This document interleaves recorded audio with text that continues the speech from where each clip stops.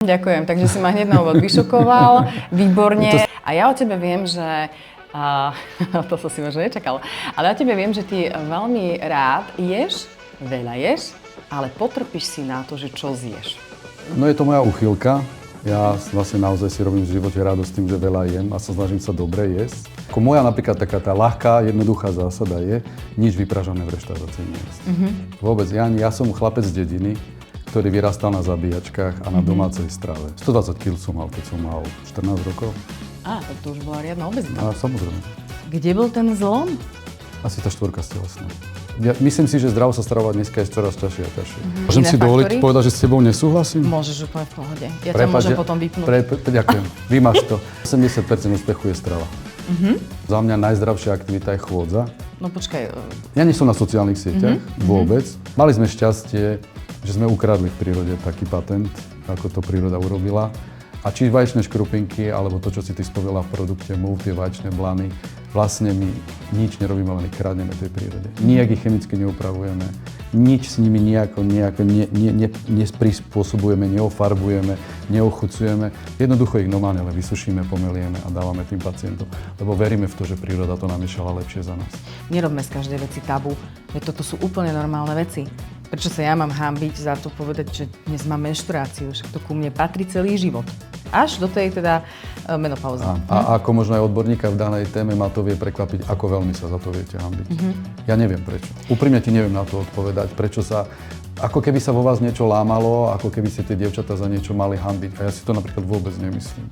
Ja by som bol rád, aby prišli sa opýtali, lebo na konci dňa zdravie tej ženy ovplyvňuje všetkých. Rodinu, deti, v práci, tvoje osobné šťastie. A čím skôr to vyriešiš, alebo čím skôr nájdeš tú cestu, ako pomôcť si v tom období, tak vlastne celé to svoje okolie a na konci teda aj ty sama seba si šťastnejšia a žiješ jednoduchší život. A dá sa to. Dneska to vôbec nie je problém. Možno v období tých našich babiek to nebolo také jednoduché. Úroveň toho poznania bola slabšia, možno to bola ešte viac tabuizovaná, stigmatizovaná téma. Dneska je to dostupná vec, tak to využíme, hovorme o tom, raďme sa o tom, zdieľajme tie názory a vyskúšajme, čo mne bude fungovať. Lebo povedala si tiež takú veľmi dôležitú vetu, ktorá by nezanikla, že tých príznakov je možno až 50.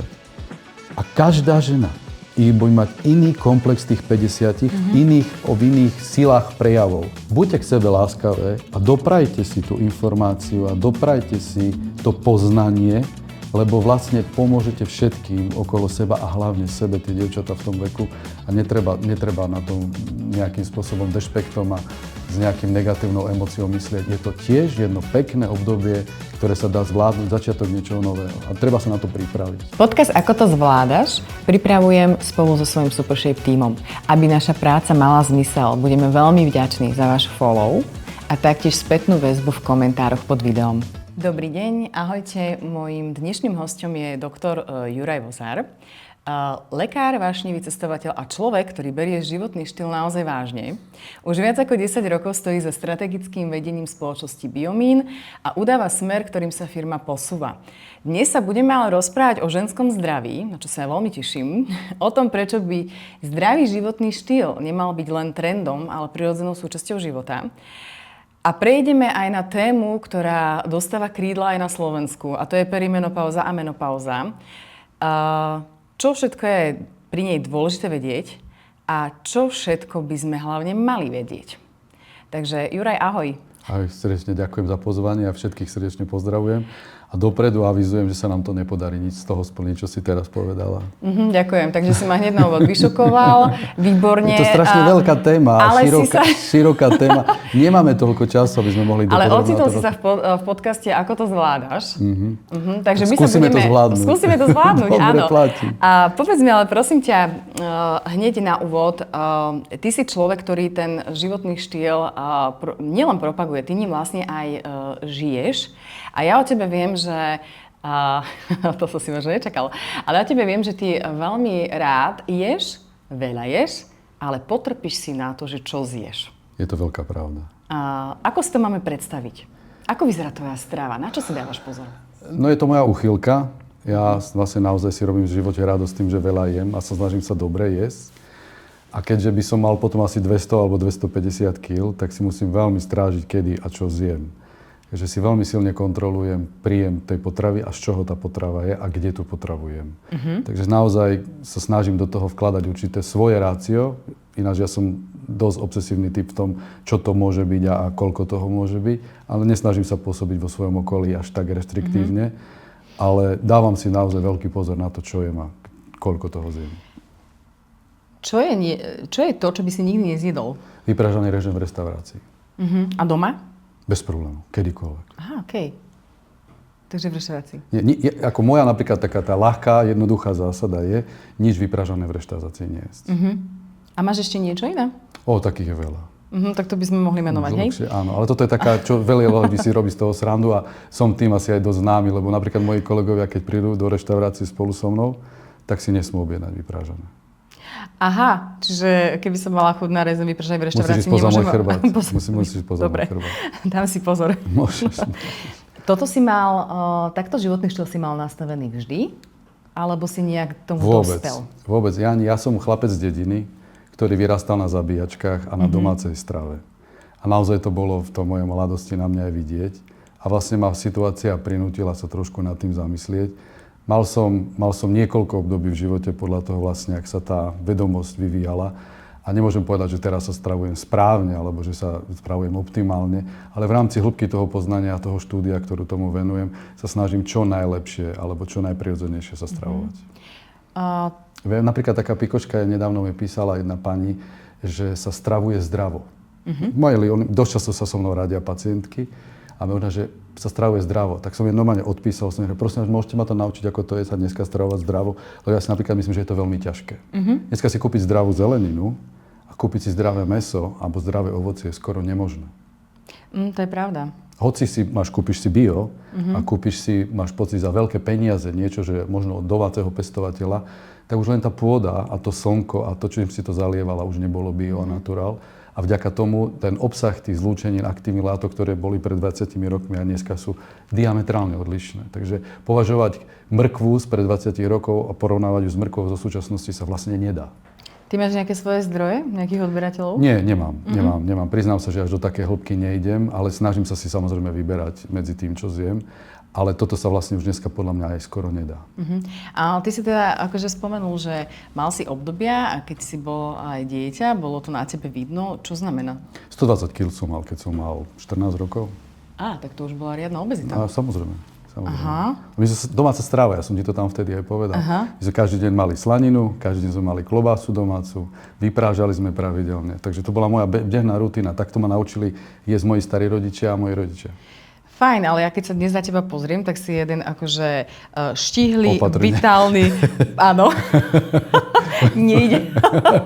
nejdem hodnotiť, ale ty športuješ? Veľa. Človek by, kebyže ťa vôbec nepoznám predtým, poviem, že ty si nemohol mať 120 kg. Mal som. Aj som mal 4 z telesnej. Aha. Tak to už asi šla ruka v ruke. A kde bol ten zlom? Asi tá 4 z telesnej. Počkaj, 4 z telesnej, si povedal, že nechcem mať 4 z telesnej, idem schudnúť? Áno, to som mal asi 13 rokov, 13 alebo 14 rokov, nevedel som sa vyšplhať, nevedel som zabehnúť, tak som si proste povedal, že s tým niečo musím urobiť. A postupne si začal? No dobre, ale my sa rozprávame, teraz zase, nechcem zabrať do veku, hej, ale my sa rozprávame o rokoch 30 dozadu? 35. 35. Kde vtedy, bez akýchkoľvek informácií, sa proste 13-ročný chlapec rozhodne, že... Ako ti to išlo? To je presne to obdobie, o ktorom si hovorila, že v každom období bolo niečo. Vtedy sme mali obrovské šťastie, že bola revolúcia. Začali sme možno sa dostať už k nejakým novým informáciám. Dneska to už aj nevychádza, bohužiaľ ten pán zomrel, ktorý to vydával, ale Muscle & Fitness začal vychádzať. A my sme všetky tie informácie vlastne hltali. Veľký zdroj informácií sme mali v naučnej literatúre a postupne presakovalo nejaké to know-how od toho okolia, v ktorom sa pohybuješ. Keď už si v spoločnosti, ja som závodne lyžoval, do toho sme mali nejaký klub, kde sme chodili cvičiť, do toho plávaš, s tými ľuďmi sa stretneš, povymeniaš si tie informácie, to robíme vlastne dodnes, len máme na to YouTube alebo nejaké sociálne siete a na základe toho buduješ to svoje know-how. A tými rokmi sa to potom menilo a mám pocit, že sa tie etapy sa menia podľa toho, čo preferuje tá spoločnosť a vďaka tomu som to aj ja takto reflektoval. Čiže dá sa to? Áno. A v dnešnej dobe by sa to malo dať ešte, ja neviem, že lepšie, rýchlejšie, keď máme už toľko informácií? Je to veľká pravda, Jani, ale aj veľká klamstvo, pretože my máme obrovské množstvo informácií, ale napríklad vravím, či tá kvalita tej stravy alebo ten tlak spoločenský, ktorý okolo seba máme, nám výrazne okresáva tie naše možnosti alebo schopnosti. Ja myslím si, že zdravo sa stravovať dneska je čoraz ťažšie a ťažšie. Lebo napríklad niekedy my sme doma veľa vecí pestovali. A ja si myslím, že my sme mali doma najzdravšiu mrkvu, ako sme mali, lebo tá sa trápila, nebola pravidelne poliatá, bola v obyčajnej zemi, niekde pod Vysokými Tatrami. Raz nám dorástla, raz nám nedorástla, raz bola krivá, raz bola širšia, raz bola užšia, raz bola farebnejšia a to dávalo zdravie tej plodine. Dneska, keď je hypoponicky pestovaná s presným dávkovaním živín, tak je len v nej to, čo si do nej nakvapkala. A kto ti povedal, že to je to správne? Ako to vieš? Čo si tá rastlina zobrala z tej pôdy? Nič, len to, čo si jej poslala. Je krásna, veľká, ale za 2 dní je zhnitá a možno je prázdna, čo sa týka obsahu živín. No to je kvalita jedla, ale k tomu, aby si v podstate schudol a zhodil vlastne toľko nadvahy, je potrebný vlastne aj šport. Áno. Hlavne u detí. Hej? Keď sa bavíme u dospelých, tak je to už aj trošku stres, spánok. Neviem, aj môžem iné si dovoliť faktory. povedať, že s tebou nesúhlasím? Môžeš úplne v pohode. Ja ťa môžem potom vypnúť. Ďakujem. Vymaž to. Jani, ako za mňa 80% úspechu je strava. Som o tom dlhé roky presvedčený. A až potom by som dal na to druhé miesto nejakú fyzickú aktivitu. Možno by som nenazval aj športom. Za mňa najzdravšia aktivita je chôdza. Aj najprirodzenejšia aktivita pre to telo je chôdza.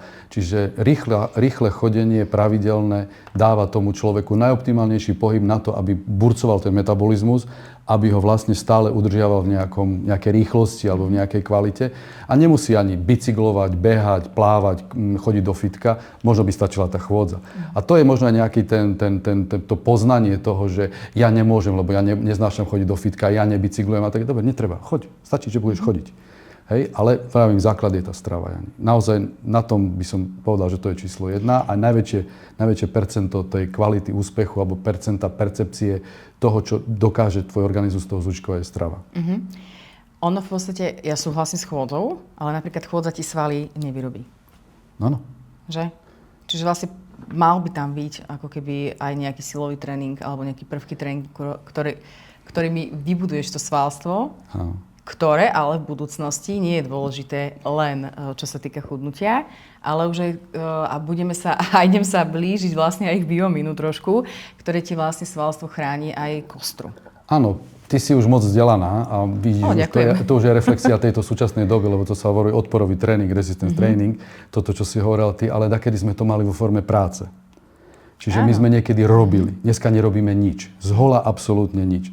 Čiže ten odporový tréning, ktorý zažili naši rodičia, preto si mohli dovoliť jesť možno toľko nezdravé, respektíve inak zdravé stravy, ako jedli, práve kompenzovali tým tou veľmi náročnou a tvrdou drínou, ktorú absolvovali. My nič z toho nemáme.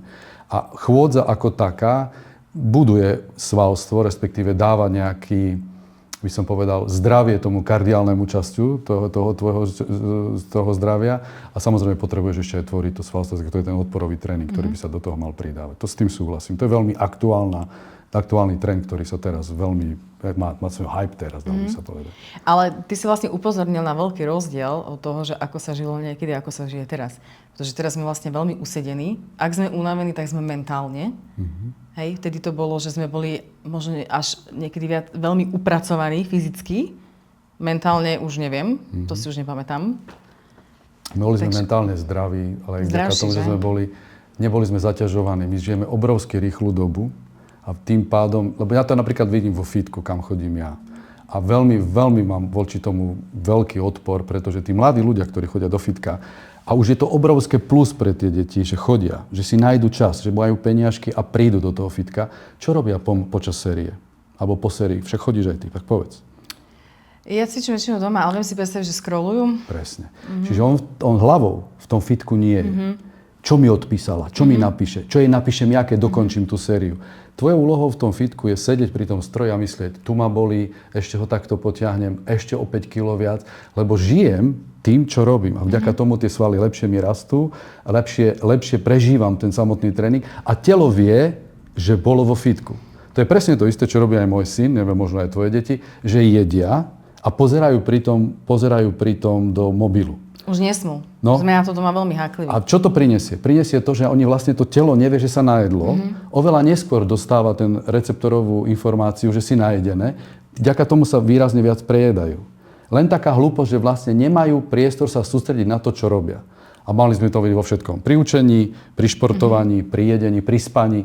My ideme spať a celý čas pred spaním zaspávame s mobilom. To je tá naša intimná chvíľka oddychu toho mobilu. A potom rozmýšľaš o tom mobile a nemôžeš zaspať, zobudíš sa v noci, premýšľaš. A to je ten tlak tej súčasnej doby. Ako mám, koľko lajkov, koľko mi ľudí pozeralo, títo mi odpovedali, títo mi neodpovedali. A tak ďalej. Toto je proste tlak sociálny, ktorý zažívame v dnešnej dobe. No hovor mi, no. Áno. Tak toto je. A ako to máš ty s mobilom? Asi tak, ako som povedal. No počkaj. Ja nie som na sociálnych sieťach vôbec. Čiže nemusíš tam byť pracovne? Vôbec. Mám našťastie ľudí, ktorí okolo mňa sa tomu venujú. Ja mám v tom veľké šťastie, že nemusím to robiť. Ale ja som boomer klasický, takže ja nemám tomu ani vzťah. Našťastie som vysoko rezistentný voči tomu. Vysoko preferujem odborné podcasty, preferujem naučnú časť toho celého. Ale aj napríklad dneska vyznať sa v tom je už veľmi náročné, pretože tých informácií je tak veľa, že zobrať si nejaký svoj štýl a dodržiavať je asi jediná cesta ako z toho von, pretože dneska sa dozvieš, že všetko, čo robíš, je aj dobré a aj zlé. A vyznať sa v tom je náročné. No určite, ale ty si aspoň lekár, takže ty si vieš možno, že lepšie poradiť ako my. Prečo si myslíš? Ja tiež neviem toho veľa, však ja tiež sa musím stále vzdelávať. Ale už máš možno skúsenosti so štúdiami, kde ich zobrať, ako ich čítať, ako sa v nich vyznať. Hej, možno že máš to také to kritické myslenie, ako keď človek z davu, ktorého aj zaujíma tá téma, ale kým sa v tom vôbec zorientuje a vôbec to navníma, tak potom už naozaj mu ostávajú možno len vybrané podcasty, možno vybraní odborníci. Musí niečomu začať veriť, lebo môže byť... Napríklad minule sme mali podcast, sme rozoberali, ako vybrať si výživový doplnok v lekárni. A by si neverila, že ja som vlastne do toho podcastu povedal, že neviem. A som profik, ktorý sa tomu venuje možno 20-25 rokov. Lebo prídeš do tej lekárne a tie krabičky sú všetky pekné, všetky farebné a na každej krabičke je napísané, čo to obsahuje. A vedieť, čo v tej krabičke je veľmi náročné, lebo z veľkej časti tam nie je to, čo tam píšu. Z veľkej časti to obsahuje možno nejaké iné soli alebo nejaké tie iné účinné látky, ktoré nie sú tak efektívne, ako majú iná firma. A na otázku, podľa čoho ja si vyberám, odpovedám, že ani ja neviem. A je to fakt ťažké. A toto isté platí so stravou, s výučbou, so školou a s používaním mobilu. Nejako nechať to na takú tú naturál, na takú tú prirodzenú súčasť, ako to mne vyhovuje. Nejak sa naučiť s tým žiť. Že niečomu verím a tak ďalej. Hej? No tak ja teraz poviem svoju skúsenosť, s vašim produktom. Skús. Pretože jednak mala som tu možnosť sa pozrieť, hej, na tie vaše škrupinky. A to bola jedna vec. Ale druhá vec je vlastne, že asi by si ľudia to mali vyskúšať sami na sebe a trošku sa vnímať, nie? Pretože ja keď som mala pri behu problém s kolenom, dlho, už mi to začalo inak paradoxne niekde pri joge, potom pri behu, ale odkedy používam Move, tak mi tam nič nevrzgá a ako keby sa všetko dalo do poriadku. Áno. Jani, my sme radi za to, strašne pekne ti tú reklamu ďakujem a je to jedna z vecí, ale tomu sa vyjadrím až v druhom kole. Faktom je ale, že si musela najprv o tom sa dozvedieť. Čiže musela si niekde študovať a musela si tú informáciu niekde hľadať, aby si sa vyskúšala, aby si vlastne vôbec prišla na to, že ten Move na to funguje. A to je možno o tom výbere toho, že sledovať niekoho, kto sa tomu venuje, sledovať niekoho, koho poznáš, niekomu veriť, kto tomu robí 20-30 rokov, máš nejaké meno. Keď už je naozaj nejaká svetová korporácia, alebo možno aj malá slovenská firma, ktorá to robí dlho, tak skúsiť nepozerať sa na cenu, ale skúsiť sa pozerať na ten efekt. A k tomu druhému, čo si hovorila, ja mám obrovskú výhodu a mne sa to ľahko rozpráva, pretože my sa snažíme produkovať, a akokoľvek to bude znieť ako klišé, produkovať tie produkty tak, že môžeme tomu človeku povedať, vyskúšaj a počkáme si na ten efekt. Lebo to je ten rozdiel oproti iným sieťovým lekárňam, ktoré možno tu máme, že máš rovnaký produkt, len s jedným rozdielom, jeho nebude fungovať. Ale bol najlacnejší. Čiže neorientovať sa podľa ceny, ale naozaj podľa dôvery možno v tú firmu alebo v tú spoločnosť, že to robí s nejakou pridanou hodnotou alebo s nejakou myšlienkou. A za našu firmu môžem zodpovedne povedať, že to tak máme. Za tým si proste stojím a nepovolím a budeme tú kvalitu a ten štandard držať. A ďakujeme ti za tú reklamu. Mali sme šťastie, že sme ukradli v prírode taký patent, ako to príroda urobila. A či vaječné škrupinky, alebo to, čo si ty spomínala v produkte Move, tie vaječné blany, vlastne my nič nerobíme, len ich kradneme tej prírode. Nijak ich chemicky neupravujeme, nič s nimi nejako neprispôsobujeme, neofarbujeme, neochucujeme. Jednoducho ich normálne len vysušíme, pomelieme a dávame tým pacientom. Lebo veríme v to, že príroda to namiešala lepšie za nás. A to je ten rozdiel, či už ku kolagénom, ku obsahom vápnika, v iných preparátoch je, že celú tú štruktúru toho produktu sme my nevymysleli. Normálne sme ju ukradli. A mne sa toto inak veľmi páči, ja si to aj pamätám, jak si to vtedy vysvetľoval, že ja využívam to, čo využívali naše babky niekedy. Hej? Proste škrupinky sa hádali sliepkam. Sliepka to skonzumovala a z toho vzniklo zdravé vajíčko. Hej? Tak toto bolo. A ja som sa ešte vtedy smiala, si pamätám, že či ti môžeme nosiť kýbel škrupín. Môžete, len je to dosť málo proti týmto nám, čo my spotrebujeme, ale môžeš nám to priniesť. Možno ešte ty si to povedala vlastne tom kolobehu, ako to možno aj dodnes funguje na tých dedinách, že to takto ľudia majú. Ale babka nám mlela škrupiny pre nás. S vajcom, s cukrom. Keď sme mali bolesti klbov, alebo keď sme mali bolesti kosti, keď sme mali rastový špurt. Tak toto som ja nezažila inak. Vymiešané v žmažiari vajíčko s cukrom a so žltkom. To sme museli povinne oblizovať. To ja som mala mestské moderné babky už. Asi, ale toto je normálne taká klasická receptúra z dediny, keď babka vedela, že ma bolí nohy, my sme nemohli spávať kvôli tomu. Ja som hodovosti tiež mal celkom silný rastový špurt a keď sme to oblizovali, tak sme sa mali lepšie. Tak to presne o tom bolo, že sme tam príjmali tie blany a príjmali sme tie škrupinky na to, aby sa nám lepšie regenerovala a rástla tá kosť a zrazu to pomáhalo. A tebe to kedy napadlo, že poďme toto spracovať do výživového doplnku? To by bolo skvelé, keby to napadlo mne. Bože, nie. Ty si taký skromný, že si mal povedať áno, tam som to pretavil. Je taký pán doktor Michálek, ktorý v 70. rokoch to testoval na deťoch, na rachitických deťoch, kde vlastne nevedeli si tí pediatri pomôcť. A už nemali vlastne priestor ako pomôcť tým deťom, kde na trhu naozaj nič nebolo v 70. 80. rokoch, tak vlastne odpadový produkt toho potravinárskeho priemyslu v Ciferi začal spracovávať na prášok. A on dlhodobým štúdiom a dlhodobou prípravou vlastne v laboratórnych podmienkach testoval na tých deťoch, ako to funguje a zistil ten ohromný účinok. Takže doktor Michálek to vymyslel a na základe jeho takého toho myšlienkového pochodu a veľkej odpory a podpory u riaditeľa hydinárskych závodov postavili potom na to závod a začali vyrábať liek, ktorý pomáha pri raste a tvorbe kosti. Takže to je nie, že ja som sa len zviezol na tej myšlienke, ktorú už iní aplikovali a boli schopní pretaviť do praxe. Lebo dneska sa to ľahko rozpráva. My sme pyšní na to, čo máme, ale zrodiť to bolo fakt náročné. Ísť proti davu, ísť proti... Vieš napríklad, čo je ťažké? Ísť proti názoru lekárov. Aj my to aj dneska niekedy zažívame, že meníme paradigmu.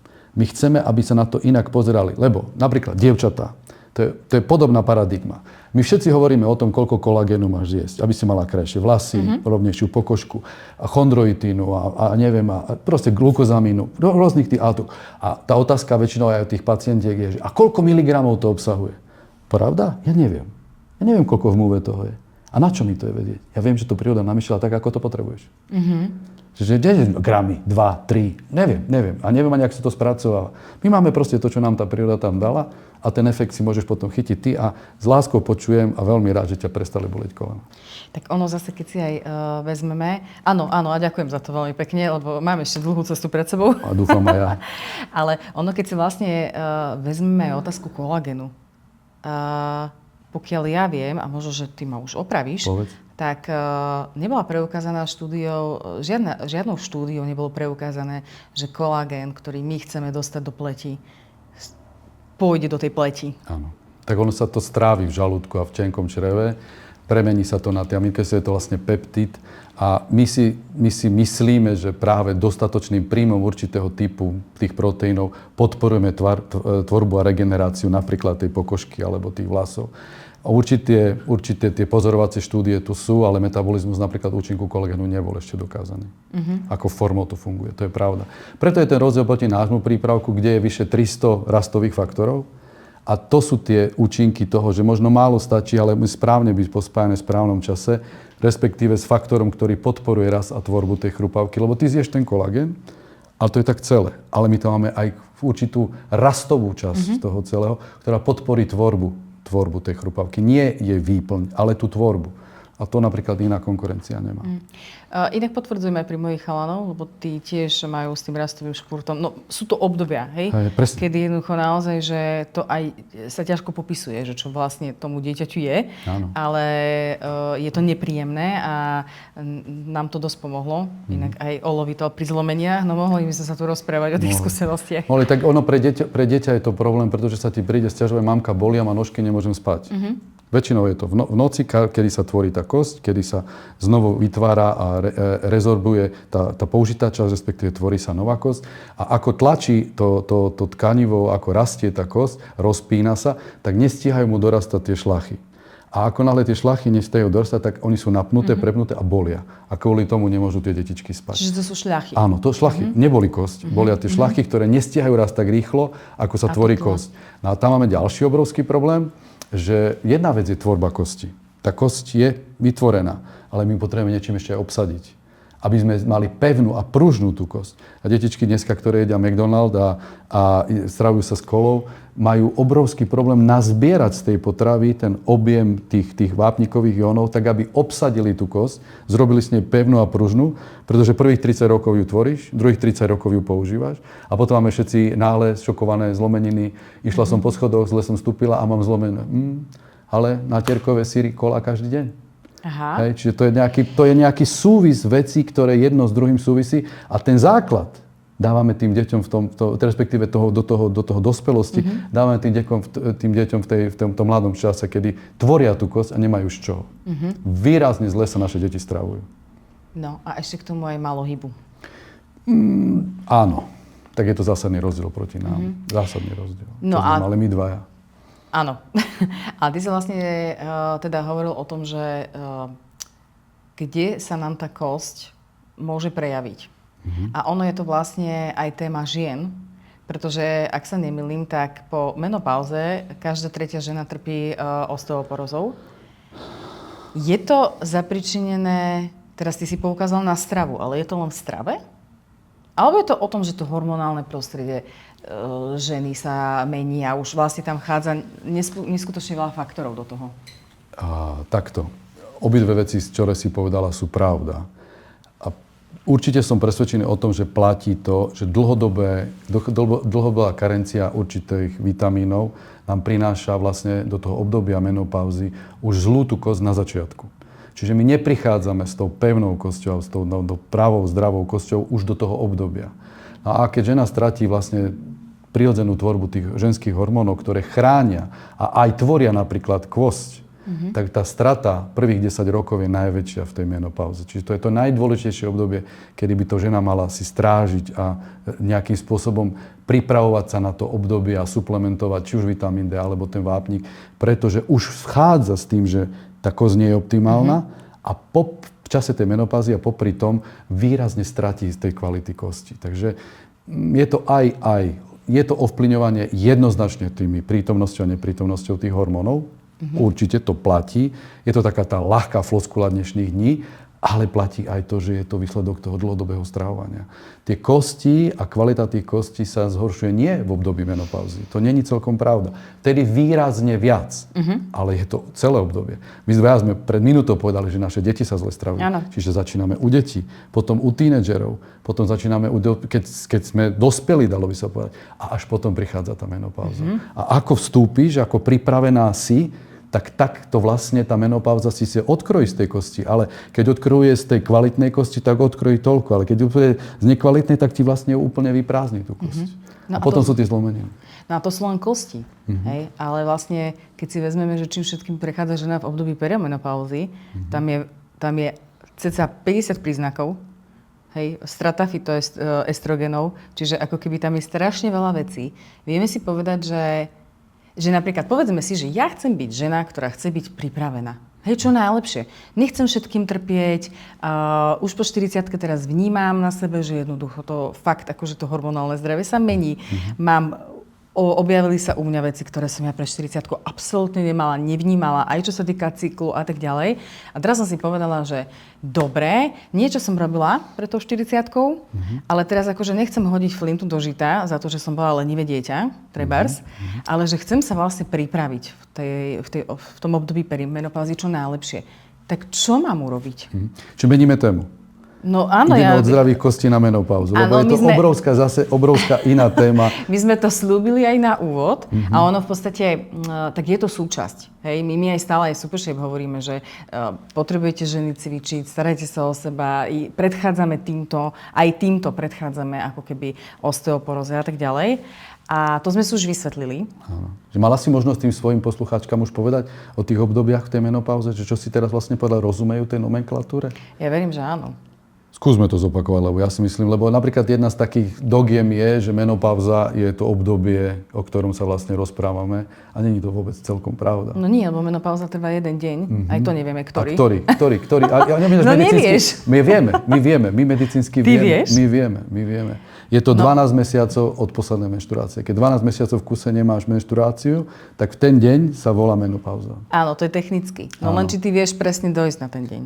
Tak dajme tomu, že to je ten mesiac. Určite vieš, kedy si prestala menštruovať. Ale viac menej si to ani neuvedomuješ, lebo je to naozaj jeden deň a vlastne sa preklapáme hneď do už tej postmenopauzy. Čiže máme dve obdobia, ktoré sú ohraničené menopauzou. Je to perimenopauza a postmenopauza. Tá pred a po. A vlastne tá ideálna situácia je, že tá dáma si to uvedomuje a myslí na to, že už je to teoreticky u mňa možné. Lebo mal som to aj ja s mojimi dievčatami vo firme, že si to nechcú priznať a priori odmietajú túto tému, že ja v mojom veku ešte nemôžem mať perimenopauzu. To je vlastne tá nutnosť prijať, že to je možné, respektíve aj na to myslieť, že tie moje problémy, ktoré ja mám s tým, že som unavená, alebo zle spím, alebo sem tam sa spotím, menej vládzem, nepremýšľam už tak rýchlo, ako som premýšľala niekedy. Nie je spomenené tým, že rýchlo žijem, zle som stravovala, bola som na nejakej zábave, ale možno mám len 41 až 42 rokov a už to môže byť začínajúca tá perimenopauza, lebo jednoducho to nikto nevie, kedy príde. Je veľmi dôležité si za mňa uvedomiť, že je to prirodzená súčasť života. Je to obdobie, ktoré príde nie do každej druhej, každej tretej ženy, ale do každej ženy. A treba to proste prijať. Treba sa s tým nejakým spôsobom naučiť žiť a využiť aj to obdobie a brať to ako nový začiatok niečoho, čo potom príde. Nebrať to, že to teraz niečo končí alebo niečo sa mení a všetko už bude inak a všetko bude zle. To vôbec nie je pravda. Je pravda, že sa niečo končí, ale niečo sa zase samozrejme začína. A bude to tak, ako ja si to pripravím, ako sa ja na to pripravím. A to je presne to, a reflektujem tú tvoju otázku, že treba na to myslieť skôr a treba sa na to obdobie pripravovať. A myslieť na to, že to už môže byť. Za mňa, čo sme sa my stretli v našej praxi je, a bol som z toho veľmi, veľmi, veľmi prekvapený, je, že dievčatá neveria ani svojmu gynekologovi. Veľmi ma to prekvapilo. A vlastne je určitým až stigmou o tom hovoriť. A vôbec nie som s tým komfortný, lebo nie je to vôbec pravda. Patrí to do obdobia života, patrí to do obdobia života ženy. Máme tiež ako chlapi andropauzu, ale je to trošičku neskôr. Čiže aj u nás je vlastne také obdobie. Čiže v obidvoch, či už v mužskom alebo ženskom svete k takému niečomu prichádza. A čím skôr si to osvojím, čím skôr tú tému príjmem, prípadne čím skôr tej téme začnem niečo študovať a sa na to pripravať, tým ju ľahšie zvládnem. Môže sa mi stať, že si poviem, prečo som to nepozerala si skôr, alebo prečo som sa na to nezamyslela na tom týmto skôr, lebo trpím. A zbytočne si niečo vyčítam, zbytočne som v nejakom strese, zbytočne som nervózna a neviem prečo, lebo som si to nenaštudoval, lebo nespýtala som sa. A vďaka tomu to obdobie diskomfortu alebo obdobie takého hľadania samej seba, a už to nie som ja, mi dlho trvá. A to je veľká škoda. Čiže za mňa by bolo veľmi ideálne, alebo by som sa veľmi prihováral, a som rád, že si sa ma na to aj ty spýtala, aby sme šírili tú myšlienku opýtaj sa. Rozprávajme sa o tom. Dobre, neverím svojmu gynekologovi, je to taký, onaký, modrý, zelený doktor. Dobre, tak zvolím svojej kamoške. Neverím svojej kamoške, tak sa pozriem na internete. Neverím ani kamoške, ani internetu, tak si zoberiem nejakú odbornú knihu, alebo si pozriem nejaký odborný podcast, kde načerpám a aspoň sa zamyslím nad tým, je to možné? Môže to byť pravda? Môžem to byť ja? A na konci dňa verím, že na to tá dievčina príde a zrazu má ten život ľahší. Keď vieš, s čím sa ja ešte stále stretávam, že ale veď moja mama ani nevie, že mala menopauzu. Ani nevie, kedy to začalo, ani aké príznaky. Ale my sme takéto vôbec neriešili. Že to sú podľa mňa tie veci, ktoré vlastne tomu vôbec celému nepridávajú. Že vlastne bola generácia našich rodičov, kde sa nerozprávalo absolútne o ničom. Kde sa nerozprávalo o menštruácii, nedaj Bože o prechode ako takom. A teraz vlastne my sa to snažíme trošičku meniť, hej? Že robíme ten svet trošku viac otvorený. Nerobme z každej veci tabu, veď toto sú úplne normálne veci. Prečo sa ja mám hanbiť za to povedať, že dnes mám menštruáciu, však to ku mne patrí celý život. Až do tej teda menopauzy, hej? A to isté to vnímam aj čo sa týka tej perimenopauzy a vôbec postmenopauzy, že prečo by sme sa mali za to hanbiť? Neviem. Ja to naozaj neviem. Ale musím povedať pravdu, že som veľakrát prekvapený, lebo moja percepcia za muža je úplne iná. A ako možno aj odborníka v danej téme ma to vie prekvapiť, ako veľmi sa za to viete hanbiť. Ja neviem prečo. Úprimne ti neviem na to odpovedať, prečo sa... Ako keby sa vo vás niečo lámalo, ako keby ste tie dievčatá za niečo mali hanbiť. A ja si to napríklad vôbec nemyslím. Ja by som bol rád, aby prišli sa opýtali, lebo na konci dňa zdravie tej ženy ovplyvňuje všetkých. Rodinu, deti, v práci, tvoje osobné šťastie. A čím skôr to vyriešiš, alebo čím skôr nájdeš tú cestu, ako pomôcť si v tom období, tak vlastne celé to svoje okolie a na konci teda aj ty sama seba si šťastnejšia a žiješ jednoduchší život. A dá sa to. Dneska to vôbec nie je problém. Možno v období tých našich babiek to nebolo také jednoduché. Úroveň toho poznania bola slabšia, možno to bola ešte viac tabuizovaná, stigmatizovaná téma.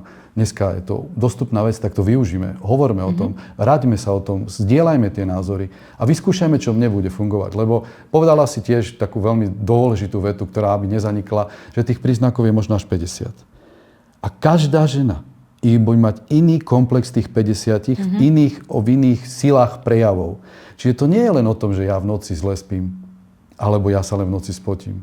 Každá má úplne nejaký iný komplex. A čím viac o tom bude rozprávať, a sa prídem za komočkou, Janka, nemala si také a také, predstav si, ja to mám. A ty jej povieš, no jasné, však som to mala počas menopauzy, zadala som si toto, začala som športovať, lepšie som sa, a hneď sa mi to upravilo. A ona už vie, čo má urobiť. A nazdieľali ste, alebo prídem za svojím gynekologom, ten mi niečo poradí. Však máme hormonálnu liečbu, máme nehormonálnu liečbu. Dneska máme obrovské možnosti sa v tom vybrať, máme možnosti cez to jednoduchšie prejsť. Bože, musíme o tom rozprávať. Musíme sa na to pýtať a musíme nad tým rozmýšľať. Je to možné, aby sa to týkalo aj mňa? Pripustiť si to. Prečo ste sa vy v Biomine začali venovať tejto téme? Okrem toho, že si tam jediný chlap. To nie je celkom pravda. Ale väčšinou máš okolo seba krásny ženský kolektív. Mám babi, mám skvelé. Tak je to myšlienka jednej mojej kolegyne, ktorá vlastne prišla s tým, že keď sme už vlastne odborníci v tom zdraví tej kosti, a ako si prirodzene v tom období menopauzy naozaj výrazne trpí tá kosť a následky si nesieme potom už vlastne až do staroby, tak sme našli cestu, ako pomôcť ešte ďalej a viac tým našim pacientkám. No a otvorili sme teda tému menopauzy a začali sme sa aj tej menopauze venovať. A ukazuje sa, že robíme dobre, pretože mám pocit, že to prináša ten benefit. Je to zase jeden z tých doplnkov, ktoré my vyrábame, ktorý prináša ten efekt a môžeme si ho chytiť. Čítať maily, alebo čítať tie správy, alebo zdieľať tie správy o našich pacientiek, veľmi povzbudzujúce a za to aj ďakujem tým ľuďom, že nám to posielajú, pretože nás to poháňa cestou vpred. Tá spätná väzba je dôležitá. Juraj, budeš musieť prísť ešte raz. Vyzerá to tak, lebo sme tú menopauzu vôbec nerozoberali. Vieš čo, máme ako keby, že aj tie kosti, aj akože kopec vecí, to viem, že ty ešte miluješ tému Dčka, hej, vitamín D a tak ďalej. Ale to nezačneme o Dčku, to je na samotné 3 relácie. To už vôbec nie, ale... Vieš, čo sa ináč stalo teraz? Stalo sa to, že po covide, kedy som ja mal obdobie, že som mal konečne pocit, že ľudia prišli a pochopili dôležitosť Dčka, že sme strašne rýchlo zabudli. By si neverila, ako sa tie predaje Dčka prepadli. Nikto na to Dčko nemyslí. 300 procesov v organizme vám vlastne zase pomaličky prestáva fungovať. A už nemáme COVID, nemáme toho strašiaka, nemáme to, prečo by sme to robili. A vďaka tomu sme zase chorejší. To môžeme aj o Dčku začať rozprávať. Ale na tú menopauzu by som ešte rád prišiel, lebo je tá téma veľmi široká. Ani zďaleka sme nevyčerpali všetky tie otázky, ktoré by sa mohli s tým spájať. Ale možno na záver by som chcel povedať, že buďte k sebe láskavé a doprajte si tú informáciu a doprajte si to poznanie, lebo vlastne pomôžete všetkým okolo seba a hlavne sebe, tie dievčatá v tom veku. A netreba na tom nejakým spôsobom dešpektom a s nejakým negatívnou emóciou myslieť. Je to tiež jedno pekné obdobie, ktoré sa dá zvládnuť, začiatok niečoho nového. A treba sa na to pripraviť. Ďakujem za tento záver. Krásny záver. No a ja sa budem teda pýtať našich poslucháčov a divákov, že hlavne sú to ženy, že či teda bažia po tom pokračovaní aj v tej perimenopauze. No a budem veľmi rada, keď príjmeš opäť pozvanie. Ďakujem za pozvanie a prídem veľmi rád. Všetko dobré pre každému. Krásne. Všetko dobré. Ďakujem.